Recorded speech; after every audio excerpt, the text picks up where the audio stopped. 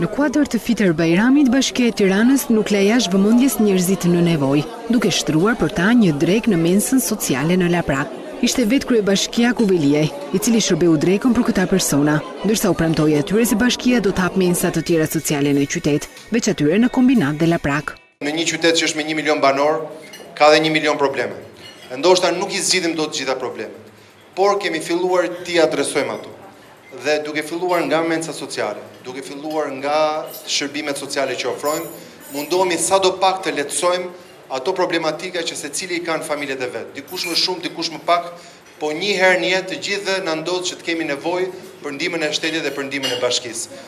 Gjithashtu Veliaj premtoi shtim të vëmendjes për familjet në nevojë, jo vetëm në një ditë, por gjatë gjithë vitit. Sot është një ditë e shenjtë, sot është dita e Bajramit, edhe duaj që ashtu siç jemi mbledhur sot bashk, të jemi bashkë gjatë gjithë vitit, në të gjitha ditët, edhe kur ka fest, edhe kur nuk ka fest, për të kuptuar që njerëzit kanë nevojë për ditë për mbështetje. Ky muaj solidariteti i Ramazanit të vazhdoj gjithë ditët e vitit, sepse kemi nevojë për solidaritet edhe 11 muajt e tjerë.